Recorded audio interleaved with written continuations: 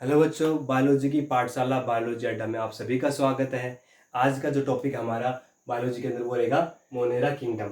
तो मैं जानता हूँ कि आप सब बहुत अच्छे से वीडियो देख रहे हैं और बहुत अच्छे अच्छे कमेंट्स आने की वजह से, बच्चों के कहने की वजह से उन्होंने कहा कि सर आप थोड़ा सा और अच्छे से पढ़ाओ और मोनेरा किंगडम को आप आगे और बढ़ाओ, पढ़ाते हुए आगे बढ़ें।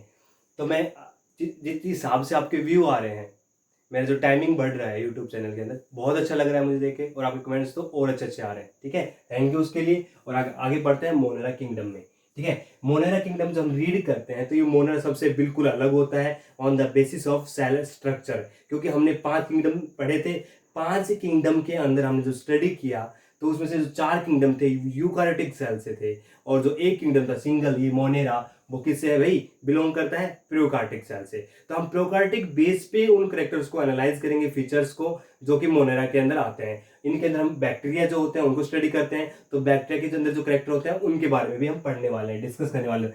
मैं चाहता हूं कि आप पढ़कर नहीं, हर चीज को मेरे साथ समझते हुए आगे बढ़ें। ठीक है बेटा, क्योंकि जब तक आप समझोगे, जितना अच्छा समझोगे उतना ही लंबे टाइम तक आप याद रख पाओगे। यदि आपको समझ में नहीं आ रहा है, कोई प्रॉब्लम आ रही है, टेक्निकल प्रॉब्लम हो सकती है, रिटर्न प्रॉब्लम हो सकती है, कुछ और भी, तो आप मुझे कमेंट्स करके बता दो। जैसे पीछे वाली वीडियो में आपने कमेंट्स करके मुझे अच्छे से सुझाव भी दिए हैं, बच्चों ने अच्छे अच्छे कमेंट्स भी किए हैं, मुझे बहुत अच्छा लग रहा है और मैं उस चीज़ को लेकर बहुत उत्साहित हूँ कि मुझे बहुत बच्चों ने मुझे इस चीज़ों को लेकर कमेंट्स किए।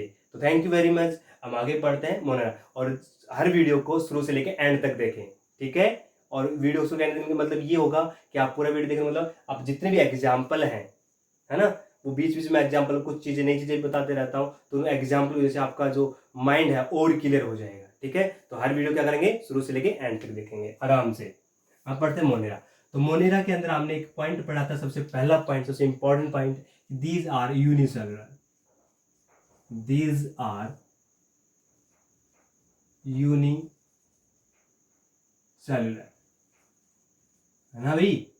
अब वो कह रहे कि यूनिसेलुलर है ना, तो इसके अंदर जो हम प्रोटिस्टा पढ़ा था उसमें वो क्या था, यूनिसेलुलर था। तो इसमें डिफरेंस क्या है, देखो हर जगह आपको कोशिश करना है क्वेश्चन मार्क लगा के चले, डिफरेंस करें, आप दूसरी चीजों को रिलेट करते चले। तो यूनिसेलुलर तो मोनेरा के साथ प्रोटिस्टा भी है ना, पहले उसमें जो डिफरेंस किया तो उसमें आया था। तो कहेगी यूनिसेलुलर ये भी है वो भी, तो इसमें डिफरेंस क्या है, अभी कर देते भाई। वो यूकार्योटिक है, ये क्या है, प्रोकार्योटिक। मैं छोटे छोटे वर्ड लिख रहा हूं, ठीक है, ये क्या है, प्रोकार्योटिक। ये क्या है भाई, प्रोकार्योटिक। अब प्रोकार्योटिक का मतलब होता है प्राइमरी न्यूक्लियस। तो यहाँ पे हम प्रोकार्योटिक जो करेक्टर पढ़ते हैं, फीचर देखिए, प्रोकार्योटिक सेल्स की बात कर रहा हूँ, तो प्रोकार्योटिक करेक्टर की बात करता हूँ, तो उसमें हम प्रोग्राम देते हैं ट्रू न्यूक्लियस इज एब्सेंट। क्या होता है भाई, ट्रू न्यूक्लियस एब्सेंट होता है ना। अब ट्रू न्यूक्लियस एब्सेंट है मतलब न्यूक्लियर मेम्ब्रेन एब्सेंट। भाई सीधी सी बात है ना, ट्रू न्यूक्लियस एब्सेंट है तो true nuclear membrane is absent.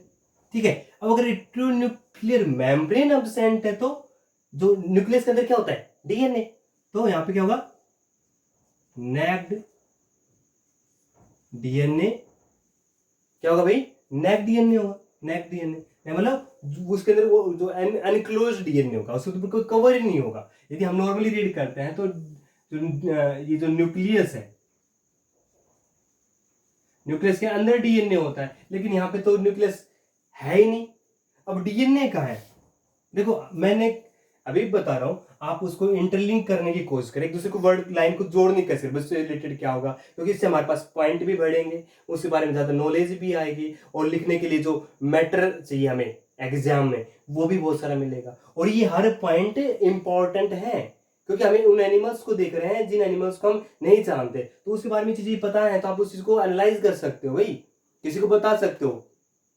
ठीक है ना, तो फीचर आपको पता होना चाहिए। तो नेक डीएनए जो होगा प्रेजेंट होगा। ठीक है, अब नेक डीएनए कहां होगा भाई, न्यूक्लियस के अंदर नहीं, तो नेक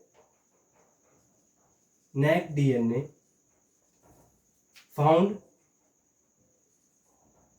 इन साइटोप्लाज्म। भाई मैं यहां से दूर की सोच लेके नहीं आया हूं, आप खुद यदि आपने प्रोकार्योटिक रीड किया है कभी, थोड़ा सा सुना होगा, तो उस बेस पे ही लिख रहा हूं, है ना। आपकी जो थॉट है उसको इंप्रूव करने की कोशिश कर रहा हूं भाई मैं, कि आप कैसे सोचे। ठीक है, आप एक एनालाइज करते हो, आप मैं सिक्का उछाल रहा हूं और सिक्के में आप ये एनालाइज करते हो कि हेड आएगा टेल आएगा, लेकिन यदि आपको मैं ऐसे उछालते हो, आप मेरे को यहाँ पे एनालाइज करो कि यहाँ पे हेड है, ऊपर हेड है, तो हेड आने के चांस ज्यादा है। यदि टेल रखा है तो टेल आने के चांस। यदि आपको इन चीजों के बारे में पता है तो आपको वहां पे उस चीज को फोकस करोगे ही नहीं। मतलब आप क्लू लेने का कोशिश, क्लू ले रहे हैं हम यहाँ से। यहाँ पे यूनिसेलर लिया, यूनिसेलर में हमने देखा प्रोटिस्टा मोनेरा में दोनों में यूनिसेलर है, तो हमने फिर उसमें डिफरेंस किया कि वो ये प्रोकार्योटिक है, वो क्या है, यूकार्योटिक है, क्या है ना भी। तो वो चीजें हम कर रहे हैं। फिर आता है मोनेरा के अंदर नेक्स्ट। नॉर्मली हम जब न्यूक्लियस के अलावा भी बहुत सारे ऑर्गेनल्स पढ़ते हैं, कौन कौन से, membrane bound organelles, membrane bound organelles like mitochondria, chloroplast, Golgi bodies,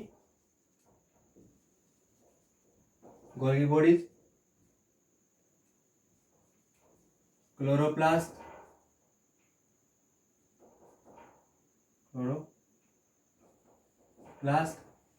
ठीक है ना। ध्यान से सुनना, मैं क्या बोल रहा हूं उसमें चीजों वो मत है।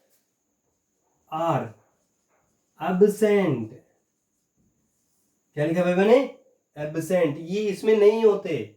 अब क्वेश्चन आता है कि भाई माइटोकॉन्ड्रिया नहीं है, गोल्गी बॉडीज नहीं है, क्लोरोप्लास्ट नहीं है, तो इसमें जो फंक्शन है वो कौन करता है। मीन्स फूड आया उसको ब्रेक डाउन कौन करेगा, ठीक है ना। समझ में आया। तो ये क्या है, इसमें लिखेंगे 4 डिवीजन,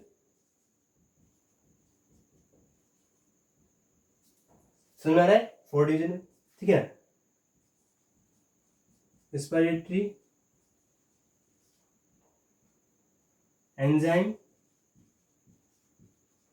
ठीक है ना। आप बोर्ड जो या और लिख लो, cell function, cell activity, controlled bye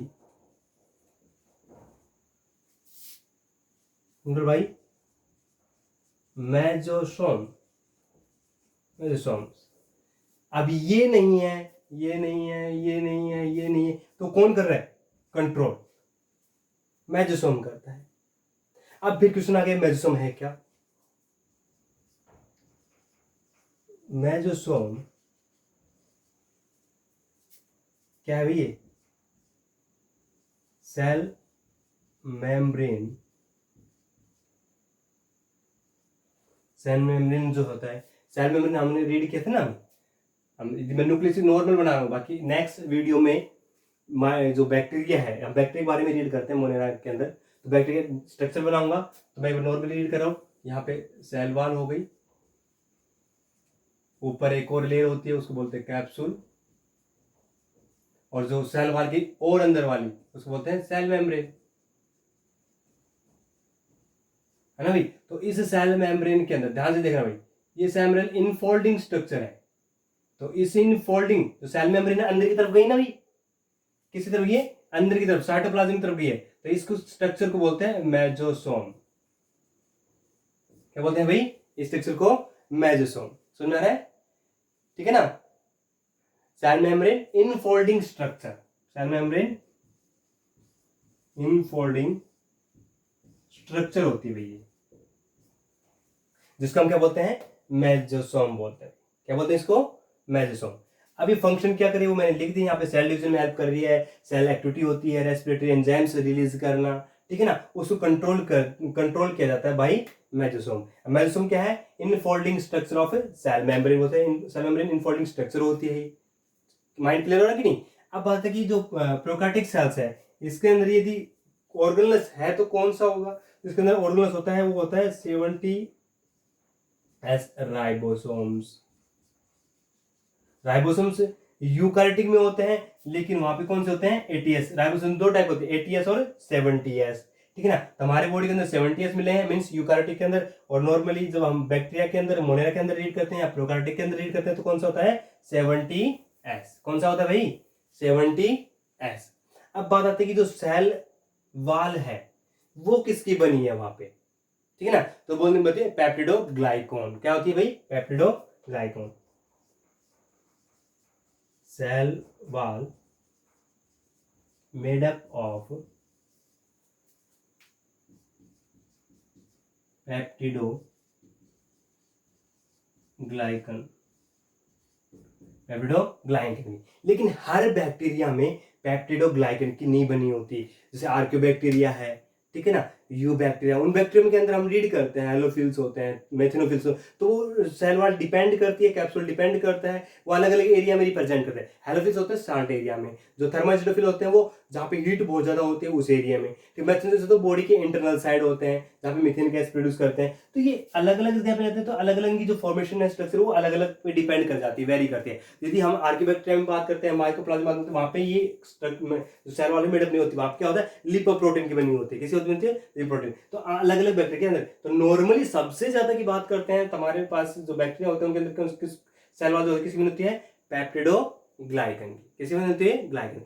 अब बात आती है कि ये जो स्ट्रक्चर है अबाउट मोनेरा किंगडम, जो किसने डिस्कस किया वो अलग था, लेकिन बैक्टीरिया के बारे में किसने डिस्कस किया तो वो एंटन वॉन लीeuwenhoek। आपने पढ़ा होगा, एंटन वॉन लीeuwenhoek, ठीक है ना। यदि कोई पूछ ले कि किसने डिस्कवर किया था बैक्टीरिया, आपको इसके बारे में किसने बताया था, तो क्या है भाई? एंटन वॉन लीeuwenhoek, ठीक है ना। क्या लिखेंगे? डिस्कवर बाई या डिस्कवर बाई एंटन वॉन लीeuwenhoek, ठीक है ना। उसने इसको क्या करता था? डिस्कवर किया था, बताया था, ठीक है ना। किसके बारे में भाई?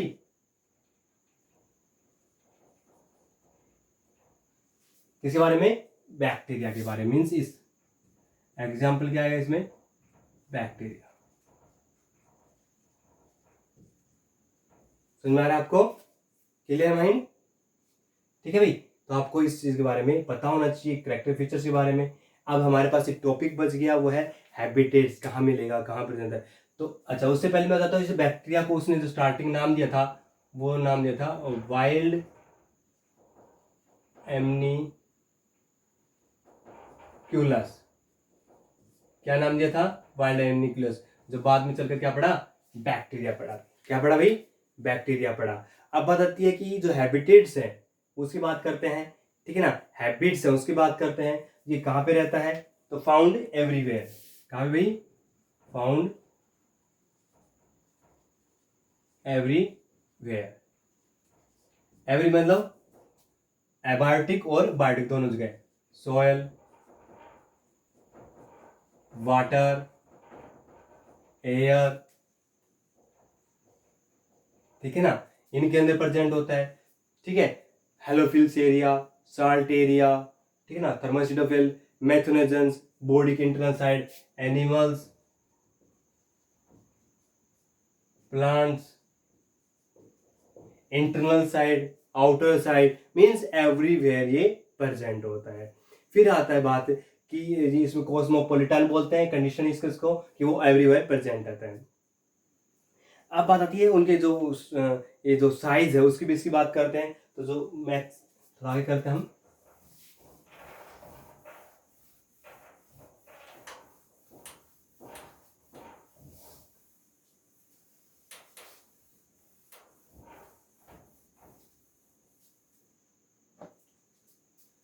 साइज की बात करते हैं तो स्मॉलेस्ट बैक्टीरिया होता है इसके अंदर,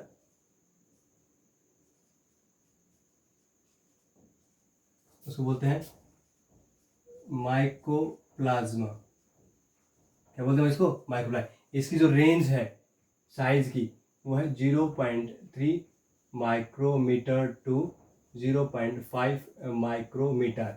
अभी क्वेश्चन आता है जो माइक्रोप्लाज्मा है उसके नीचे काफी बार ये लिखा आता है PPLO, तो प्लूरो निमोनिया लाइक ऑर्गेनिज्म।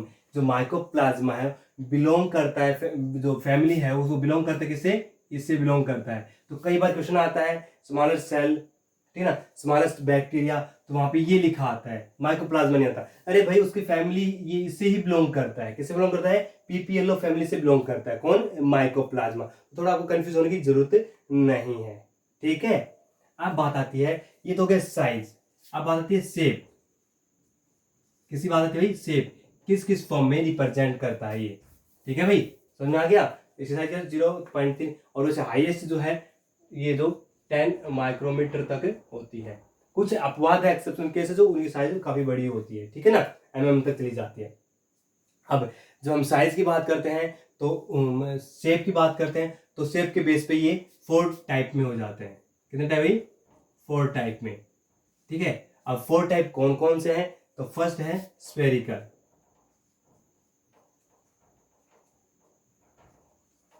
क्या भाई, स्फेरिकल, इसको हम बोलते हैं कॉकस। क्या बोलते हैं भाई, कॉकस। समझ आ रहा है आपको, क्या बोलेंगे, कॉकस। कॉकस का मतलब होता है स्ट्रक्चर राउंड, जो राउंड बैक्टीरिया होते हैं वो इसमें आते हैं। नंबर 2 है रोड शेप, क्या भाई, रोड शेप। स्पेरिकल आपको समझ में आ रहा है भाई, स्पेरिकल, कॉकस। अच्छा, स्पेरिकल तो हम नॉर्मल कॉमन हो गया, कॉकस इसका तो हम रिप्रेजेंट करते हैं, है ना भाई, क्या करते हैं, रिप्रेजेंट करते हैं उस बेस पे। तो हम वैसे ही बेस रोड शेप है, उसका जो वैसे नाम हो गया वो हो गया बेसिलस। क्या हो गया भाई, बेसिलस, ठीक है ना। तो बेसिलस का रोड शेप कैसे रहेगा,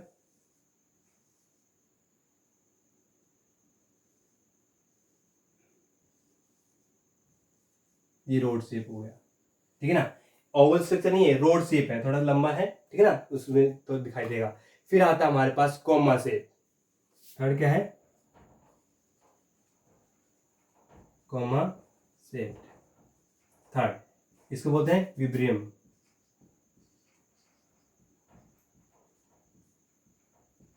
विब्रियम में कोमा शेप में कैसे दिखा है, कोमा जैसे दिखेगा, आप कोमा लगाते हैं,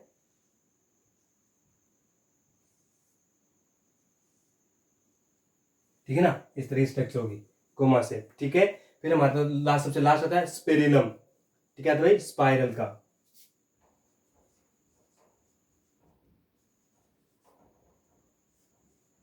क्या था भाई, स्पेरिलम, क्या था भाई, स्पेरिलम।